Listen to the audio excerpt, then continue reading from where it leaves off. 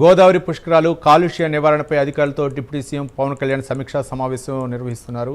Live ద్వారా చూద్దాం. ఏంటి అంటే అసలు అక్కడ పార్కింగ్ కి ఏమైనా ఏరియాస్ ఉన్నాయి, స్కూల్ గ్రౌండ్స్ కానీ ఏమైనా అంటే పుష్కర్ నగరం కాకపోయినా పుష్కర్ పంచాయతీ లాగా మనం కన్వర్ట్ చేద్దాం అనుకుంటున్నాం sir. Pushkar Nagar sir going to be 50 acres or 100 acres. Pushkar panchayati maybe 10 acres. అక్కడ ఉన్న 2 కాలేజీల్లో ఉన్న గ్రౌండ్లు, ఒక కాలేజీలో పార్కింగ్, ఒక కాలేజీలో డ్రెస్సింగ్ రూమ్, అవన్నీ అట్లా అనుకుంటున్నాం sir. So even we can decentralise it to Pushkar panchayati also sir.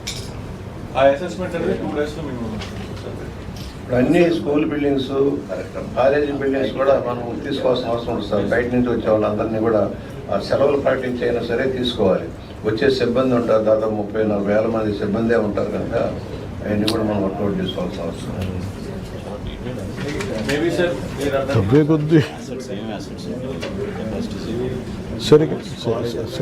present the case, let it be in minutes. And asset.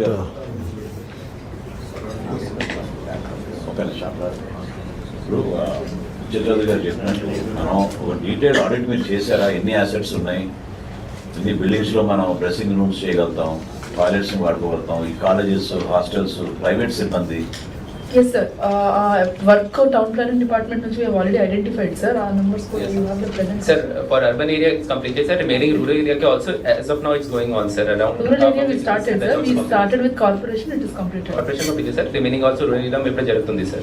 Maximum major areas they have identified. School में capacity ఎంత ఉంది, in every school how many? Rural లో sanitation కూడా work out చేస్తారా? Sanitation ఉంది sir, the presentation is there. We will go next.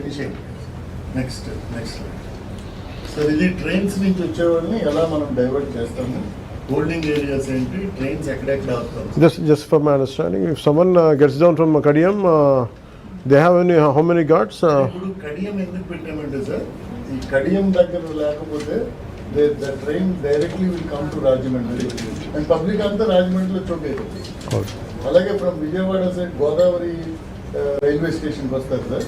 అక్కడ దిగిపోయి పుష్కర్ నగర్ కి Pushkar ghat just wall cross చేస్తే పుష్కర్ ఘాట్ సార్. అందుకని మనం ఇప్పుడు ఏం ప్లాన్ చేశాం సార్, విజయవాడ సైడ్ నుంచి వచ్చి all special trains will stop at Kovvur or Nidadavolu sir, and they will go back. Vizag నుంచి వచ్చే స్పెషల్ ట్రైన్స్ అన్ని కూడా కడియం కానీ క్లోజ్ కాదు. వాళ్ళలో కొంతమంది మేము ఇక్కడికి కోట్లింగాల్ రేవికి వస్తున్నప్పుడు ఏం చేస్తారు? బస్సులు ఇస్తాం సార్. బస్సులు from Kadiyam we arrange bus, but holding area will be Kadiyam. But directly dump చేయకూడదు సార్ రాజమండ్రిలో.